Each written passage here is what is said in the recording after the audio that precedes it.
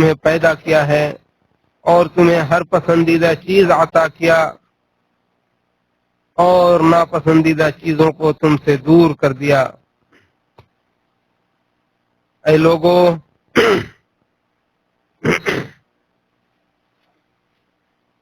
میں خود کو اور آپ لوگوں کو ایک عظیم ترین نعمت کی یاد دہانی کرانا چاہتا ہوں جو اللہ تعالیٰ کے عطا کردہ تمام نعمتوں میں سب سے عظیم ہے۔ وہ ایسی عظیم نعمت ہے کہ اگر کوئی شخص اس نعمت کی حفاظت کرے اور اس کی کما حق و قدردانی کرے اور اس کی حالت میں اس کی موت آئے تو وہ شخص دنیا اور آخرت میں ضرور کامیاب ہوگا، کبھی بھی بدبختی کا شکار نہیں ہوگا، بھلائیوں کے ساتھ کامیاب ہوگا، برائیوں اور ہلاکتوں سے نجات پائے گا، اور اللہ تعالیٰ اس کی زندگی کے تمام احوال کی اصلاح فرمائے گا اور موت کے بعد اس پر رحم فرمائے گا، اور یہی در حقیقت اصل کامیابی ہے۔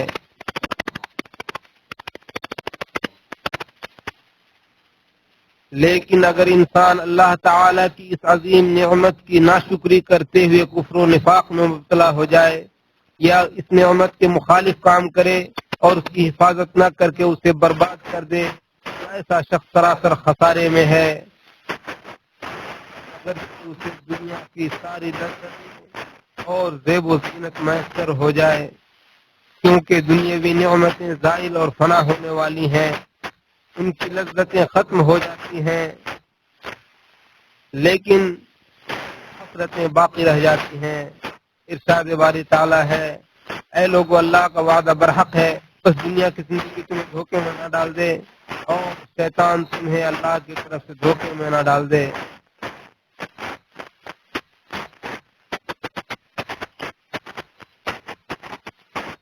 اللہ کے بندو، کیا آپ کو معلوم ہے کہ وہ عظیم ترین نعمت کیا ہے جسے اللہ تعالیٰ نے انسان کو عطا کیا ہے؟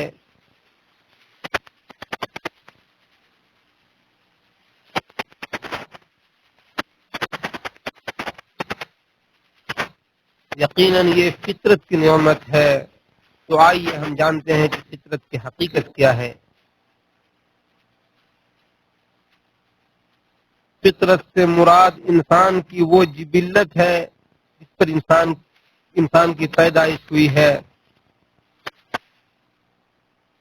اور یہ فطرت ایسی ہے جو حق کو قبول کرنے والی اور اس اللہ تعالیٰ کی وحدانیت سے اقرار کرنے والی ہوتی ہے جس کے سوا کوئی رب اور سچا معبود نہیں۔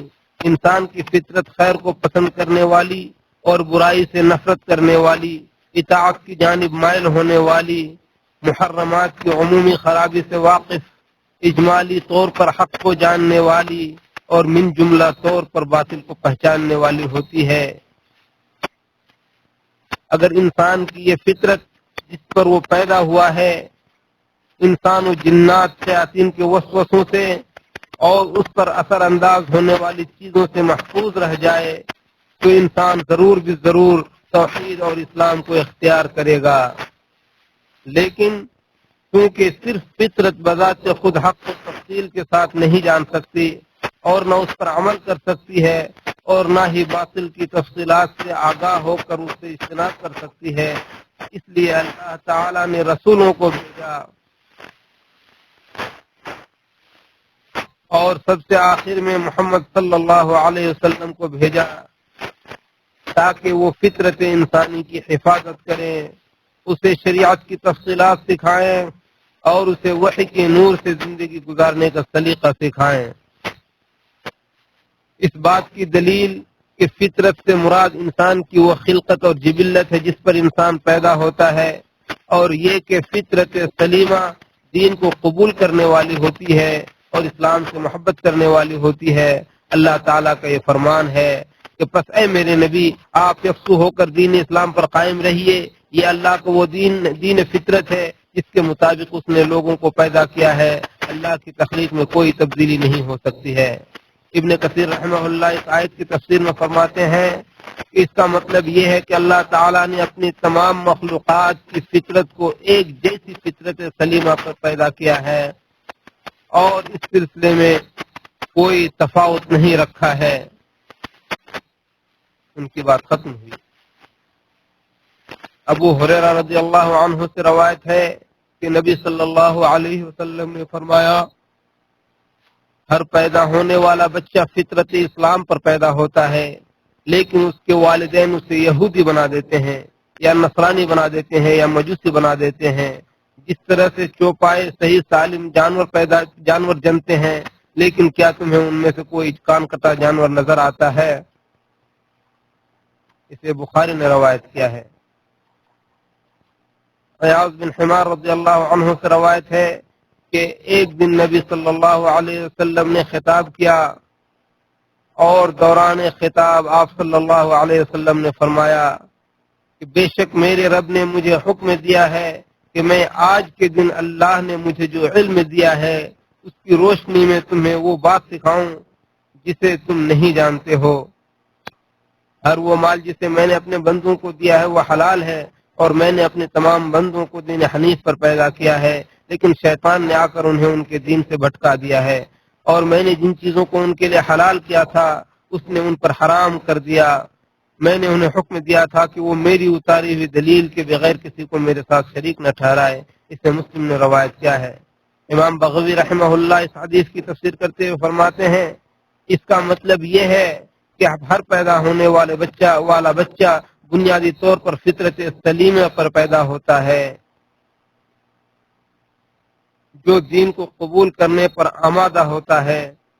اگر اس بچے کو اس کی فطرت پر چھوڑ دیا جائے تو وہ دین اسلام پر باقی رہے گا، کیونکہ اس دین کی اچھائیاں ہر عقل میں پیوست ہوتی ہیں، اور اس دین سے وہی لوگ پھرتے ہیں جنہیں تربیت و تقلید کے ذریعے پھیرا جاتا ہے۔ اور اگر تربیت و تقلید کی مصیبت انسانی فطرت میں داخل نہ ہو تو وہ دین اسلام کے سوا کوئی اور دین کا اعتقاد نہیں رکھے گا۔ ان کی بات ختم ہوئی۔ لہذا فطرت سے مراد ایمان کی جگہ ہے،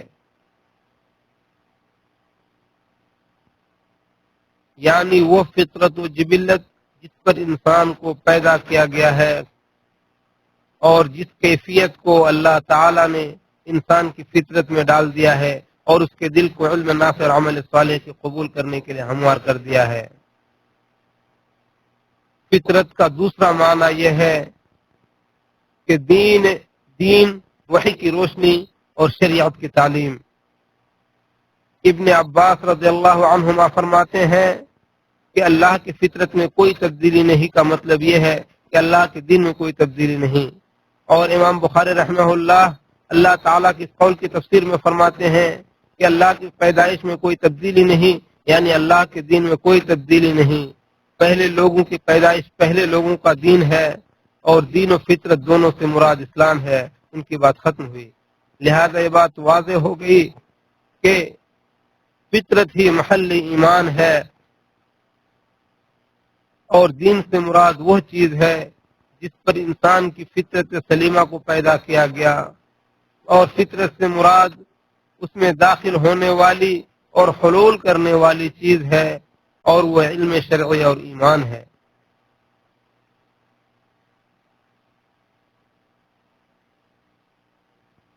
ان دونوں معنوں کی وضاحت کے لیے میں ایک مثال بیان کرتا ہوں۔ انسان جس فطرت پر پیدا ہوتا ہے اس کی مثال بجلی کی لائٹ کی طرح ہے، جسے اس طرح سے ڈیزائن کیا گیا ہے کہ وہ اس کی مثال بجلی کے لائٹ کی طرح ہے، جسے اس طرح سے ڈیزائن کیا گیا ہے کہ وہ بجلی کی کرنٹ کو قبول کر سکے، اور بجلی کے کرنٹ کی مثال دل میں اترنے والے علم اور وحی کی طرح ہے۔ تو جب بجلی کا کرنٹ صحیح سالم بجلی کے لائٹ سے ملتا ہے تو وہ روشنی دیتا ہے،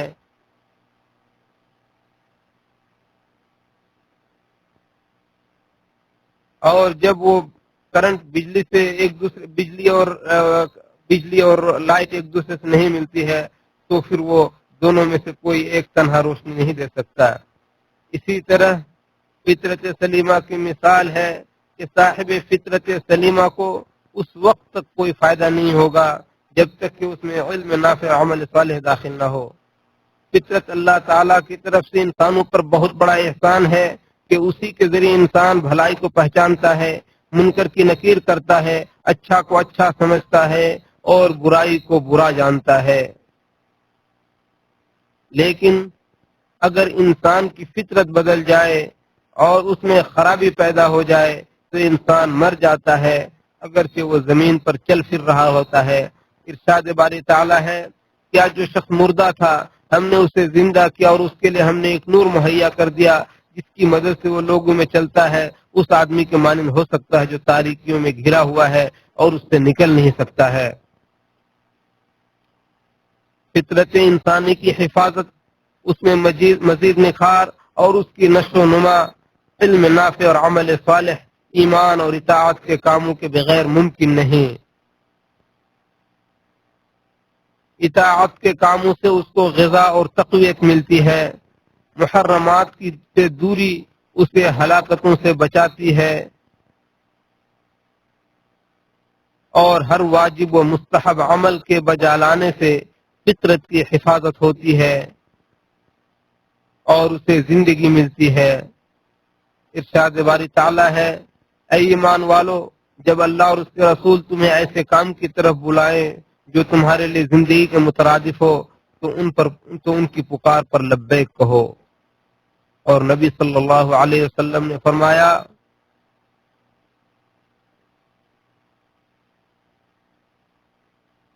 10 چیزیں فطرت میں سے ہیں: مونچھ کاٹنا، داڑھی بڑھانا، مسواک کرنا، ناک سے پانی کھینچنا، ناخن کاٹنا، انگلی کے پوروں کو دھونا، بغل کے بال اکھاڑنا، زیر ناک کے بال تراشنا اور پانی سے استنجا کرنا۔ راوی کہتے ہیں کہ میں نے 10ویں چیز بھول گیا اور شاید وہ کلی کرنا ہے۔ اسے مسلم نے روایت کیا ہے۔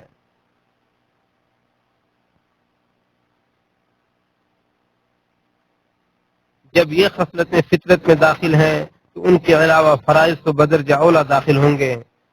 برا بن عازب رضی اللہ عنہ سے روایت ہے کہ نبی صلی اللہ علیہ وسلم نے مجھ سے فرمایا کہ جب تم سونے کے لیے آؤ تو نماز کی طرح وضو کر لیا کرو، پھر اپنے دائیں کروٹ کے بل لیٹو اور یہ دعا پڑھو، اے اللہ میں نے اپنے نفس کو تیرے حوالے کر دیا، اپنے چہرے کو تیری جانب پھیر دیا، اپنے معاملات کو تیرے سپرد کر دیا، اپنی پیٹھ کو تیری جانب ٹیک دیا، تجھ سے امید کرتے ہوئے اور تجھ سے خوف کھاتے ہوئے، تیرے سوا ہمارے لیے نہ تو کوئی جائے پناہ ہے اور نہ ہی کوئی جائے نجات۔ میں ایمان لایا تیری اس کتاب پر جسے تو نے نازل فرمایا اور تیرے اس نبی پر جسے تو نے بھیجا، پھر اگر تم کو موت آ جائے تو تم فطرت کی موت مرو گے، اور اس دعا کو سب سے آخر میں پڑھا کرو۔ اسے بخاری اور مسلم نے روایت کیا ہے۔ جب فطرت کی اصلاح کی صورت میں انسان کی سعادت اور اس کا بگاڑ انسان کی بدبختی اور ذلت و رسوائی کا سبب ہے تو ایسی صورت میں ہمیں ایسی چیزوں سے اجتناب کرنا چاہیے جو فطرت کو بدل دے اور اس میں بگاڑ پیدا کر دے۔ فطرت انسانی میں سب سے خطرناک بگاڑ پیدا کرنے والی چیز اللہ کے ساتھ کسی کو شریک ٹھہرانا ہے۔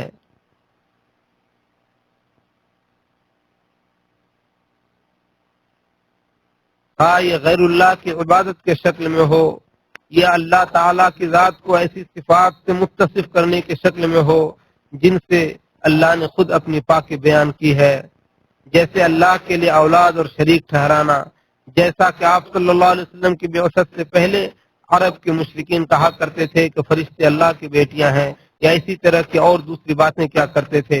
ابن عباس رضی اللہ عنہ سے روایت ہے کہ نبی صلی اللہ علیہ وسلم نے فرمایا، اللہ تعالیٰ فرماتا ہے کہ مجھے ابن آدم نے جھٹلایا حالانکہ یہ اس کے لیے زیب نہیں دیتا، مجھے ابن آدم نے گالی دی حالانکہ یہ اس کے لیے زیب نہیں دیتا۔ ان کا مجھے جھٹلانا یہ ہے کہ وہ میرے بارے میں یہ گمان رکھتا ہے کہ وہ دنیا میں جس طرح تھا میں دوبارہ اسے اس طرح سے پیدا نہیں کر سکتا، اور ان کا مجھے گالی دینا یہ ہے کہ وہ میرے لیے اولاد ثابت کرتا ہے حالانکہ میری ذات اس بات سے پاک ہے کہ میں بیٹا بناؤں۔ اس سے بخاری نے روایت کیا ہے۔ اور ابو ہریرہ رضی اللہ عنہ کی روایت میں ہے کہ اور ان کا مجھے گالی دینا یہ ہے کہ وہ کہتے ہیں کہ اللہ نے بیٹا بنایا حالانکہ میں اللہ ہوں، یکتا و بے نیاز، جس نے نہ تو کسی کو جنا ہے اور نہ ہی اس کو کسی نے جنا ہے اور نہ ہی اس کا کوئی ہمسر ہے۔ یہ حدیث اس بات کی دلیل ہے کہ اللہ کے بارے میں مشرکین کی یہ بات بتوں کی عبادت سے بھی زیادہ خطرناک ہے، اور شرک کو اللہ تعالیٰ توبہ کے بغیر معاف نہیں فرماتا۔ ارشاد باری تعالیٰ ہے، بے شک جو اللہ کے ساتھ کسی کو شریک ٹھہرائے گا تو اللہ نے اس پر جنت حرام کر دی ہے اور اس کا ٹھکانہ جہنم ہے، اور ظالموں کا کوئی مددگار نہ ہوگا۔ شرک کے علاوہ اور جو چیزیں فطرت کو بدل دیتی ہیں اور اس میں بگاڑ پیدا کر دیتی ہیں وہ گناہوں اور نافرمانیوں کا ارتکاب ہے، اور اللہ تعالیٰ نے ہم سے پہلی امتوں کو فطرت میں بگاڑ پیدا ہونے اور اللہ کے حکموں کی نافرمانی کی وجہ سے ہی ہلاک و برباد کیا، اور مومنوں کو فطرت کی اصلاح ہی کی وجہ سے نجات دیا۔ ارشاد باری تعالیٰ ہے، اور ہم نے ان لوگوں کو بچا لیا جو ایمان لائے تھے اور نافرمانی سے پرہیز کرتے تھے۔ اس امت کے لیے قوم لوط کی ہلاکت میں عبرت ہے، جسے مکمل طور پر ہلاک کر دیا گیا اور ان میں سے ایک آدمی بھی نہیں بچا۔ اس کی وجہ یہ تھی کہ فحشکاری کی وجہ سے ان کی فطرت میں بگاڑ آ گیا تھا، اس لیے سوائے حضرت لوط اور ان کی 2 بیٹیوں کے سوا سب کے سب ہلاک کر دیے گئے۔ غرضے کے گناہ کا ارتکاب فطرت میں بگاڑ پیدا کر دیتا ہے۔ اس واقعے سے وجہ عبرت یہ ہے کہ ہر وہ نبی جس کی امت کو اللہ نے ہلاک کیا، ان میں سے ہر ایک کی امت سے کچھ لوگ ضرور ایسے ہوتے تھے جو اس نبی پر ایمان لاتے تھے، تو اللہ تعالیٰ ان لوگوں کو نبی کے ساتھ بچا لیتا تھا۔ لیکن گناہ و معاصی نے قوم لوط کے تمام لوگوں کی فطرت کو مکمل طور پر بدل کر رکھ دیا تھا، اس لیے انہیں زمین کے اندر سب سے سخت عذاب سے دوچار کیا گیا۔ اسی طرح زنا سے بھی فطرت میں بگاڑ آ جاتا ہے۔ رسول اللہ صلی اللہ علیہ وسلم نے ارشاد فرمایا کہ زنا کرنے والا انسان زنا کرتے وقت مومن نہیں رہتا، اور نہ چوری کرنے والا چوری کرتے وقت مومن رہتا ہے، اور نہ شراب پینے والا شراب پیتے وقت مومن رہتا ہے۔ اسی بخاری اور مسلم نے ابو ہریرہ رضی اللہ عنہ سے روایت کیا ہے، اور عبداللہ ابن مسعود رضی اللہ عنہ فرماتے ہیں کہ اللہ تعالیٰ نے زنا کو شرک کے ساتھ ملا کر بیان کرتے ہیں، فرمایا زانی مرد زانیہ یا مشرکہ عورت کے علاوہ کسی اور سے نکاح نہیں کرتا۔ اسی طرح شراب نوشی بھی انسانی فطرت میں بگاڑ پیدا کرتی ہے اور اسے برباد کر کے رکھ دیتی ہے، کیونکہ شراب ام الخبائث ہے، کیونکہ نبی صلی اللہ علیہ وسلم نے فرمایا تم لوگ ام الخبائث سے اجتناب کرو۔ اسے ابن حبان اور بیہقی نے عثمان رضی اللہ عنہ سے روایت کیا ہے۔ نبی صلی اللہ علیہ وسلم نے یہ بھی فرمایا کہ شراب گناہوں کی جڑ ہے، کیونکہ یہ فطرت کو بگاڑ کر رکھ دیتی ہے اور غور و فکر کرنے کی صلاحیت کو معوف کر دیتی ہے۔ اسی طرح دیگر نشاور چیزیں بھی فطرت اور عقل کو برباد کر کے رکھ دیتی ہیں اور سماج کے لیے بہت بڑا خطرہ ہے۔ بسا اوقات شراب کا نقصان اس کے پینے والے تک ہی محدود رہتی ہے، لیکن نشاور چیزیں پورے معاشرے کو اپنے لپیٹ میں لے لیتی ہیں۔ اسی طرح بندوں پر ظلم کرنے سے بھی فطرت میں بگاڑ پیدا ہوتا ہے، اور دنیا میں فساد پیدا کرنا بھی بندوں کا ایک دوسرے کو ظلم کرنے میں شامل ہے۔ ارشاد باری تعالیٰ ہے، اور یہ ہلاک شدہ بستیاں ہیں، جب انہوں نے ظلم کیا تو ہم نے انہیں ہلاک کر ڈالا، اور ہم نے ان کی ہلاکت کے لیے ایک وقت متعین کر رکھا تھا۔ اے انسان، تمہاری کامیابی و فلاح، تمہاری سعادت اور تمام امور میں استقامت، نعمتوں والی جنت کی وراثت اور جہنم کے عذاب سے نجات، یہ ساری چیزیں فطرت سلیمہ کی حفاظت کرنے پر موقوف ہے، جو کہ شریعت اسلامیہ کی تعلیمات کو لازم پکڑنے سے ہی ممکن ہے۔ ارشاد باری تعالیٰ ہے، اور بلا شبہ یہی میری سیدھی راہ ہے، لہذا اسی پر چلتے جاؤ اور دوسری راہوں پر نہ چلو، ورنہ وہ تمہیں اللہ کی راہ سے ہٹا کر جدا جدا کر دیں گے۔ اللہ نے تمہیں انہی باتوں کا حکم دیا ہے شاید کہ تم کجروی سے بچ جاؤ۔ اللہ تعالیٰ قرآن مجید کو ہمارے اور آپ کے لیے باعث بابرکت بنائے، اور ہمیں اور آپ کو اس کی آیتوں اور حکیمانہ نصیحتوں سے استفادہ کی توفیق عطا فرمائے۔ میں اپنی بات کہتے ہوئے اللہ تعالیٰ سے آپ کے لیے اپنی مغفرت طلب کرتا ہوں، آپ بھی ان سے مغفرت طلب کریں، یقیناً وہ بخشنے والا اور نہایت رحم کرنے والا ہے۔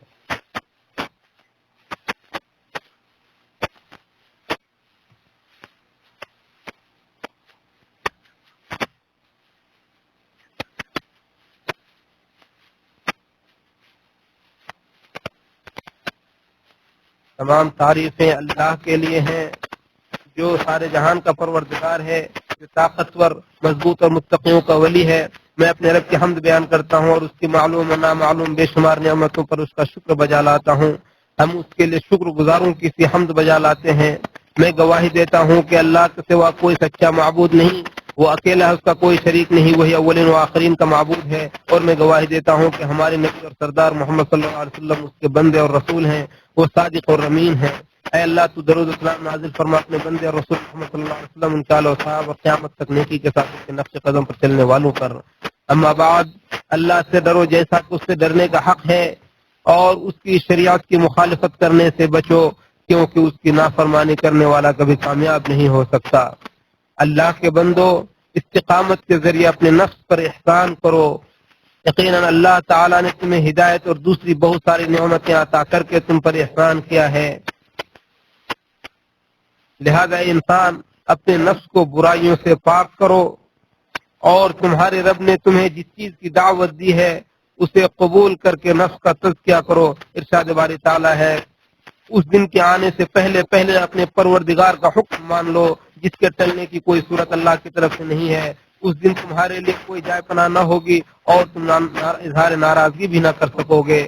تو اے انسان، اگر تم نے اللہ کے حکموں کو مان لیا اور اس پر عمل کر لیا، اور نواہی کو قبول کر کے اس سے اجتناب کر لیا، تو پھر تمہارے رب کے نزدیک تمہاری قدر و منزلت بڑھ جائے گی، اور ایسا کر کے تم اپنے نفس کی تکریم کرنے والے اور نعمت فطرت پر شکر گزاری کرنے والے بن جاؤ گے، جو کہ سب سے عظیم نعمت ہے۔ حدیث میں ہے کہ نبی صلی اللہ علیہ وسلم نے فرمایا کہ اللہ تعالیٰ اس قرآن کے ذریعے کچھ لوگوں کو بلند کرتا ہے، جبکہ کچھ دوسرے لوگوں کو اسی کی وجہ سے پست کو گرا دیتا ہے۔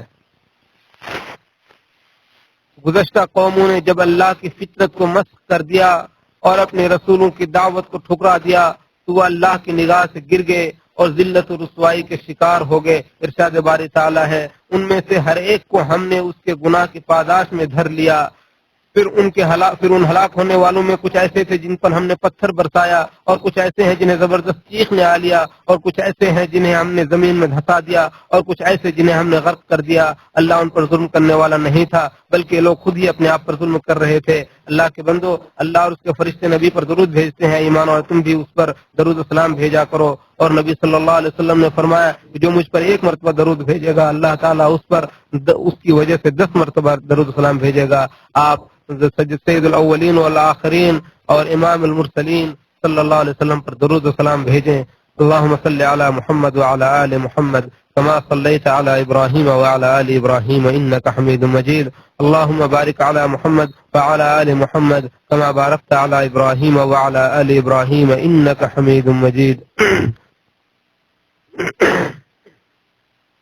اے اللہ تو تمام صحابہ کرام سے راضی ہو جا، اے اللہ تو خلفاء راشدین جو کہ ائمہ مہدیین ہیں، ابو بکر و عمر و عثمان و علی رضی اللہ عنہم سے راضی ہو جا، اور تمام صحابہ کرام سے اور تابعین سے اور قیامت تک ان سے نقش قدم پر چلنے والوں سے راضی ہو جا۔ اے اللہ تو ان کے ساتھ ساتھ اپنے فضل و کرم سے ہم سے بھی راضی ہو جائے، رحم کرنے والوں میں سب سے زیادہ رحم کرنے والے۔ اے اللہ تو اسلام اور مسلمانوں کو غلبہ عطا فرما، اے اللہ تو اسلام اور مسلمانوں کو غلبہ عطا فرما، اے اللہ تو کفر اور کافروں کو ذلیل و رسوا فرما، اے اللہ تو کفر و کافرین اور شرک و مشرکین کو ذلیل و رسوا فرما، اے اللہ تو اپنے اور دین کے دشمنوں کو تہو بالا کر دے، یقیناً تو ہر چیز پر قادر ہے۔ اے اللہ تو اپنے دین کی مدد فرما، اپنے کتاب کی مدد فرما، اپنے نبی کی سنت کی مدد فرما، اے ذو الجلال والاکرام، اے رب العالمین۔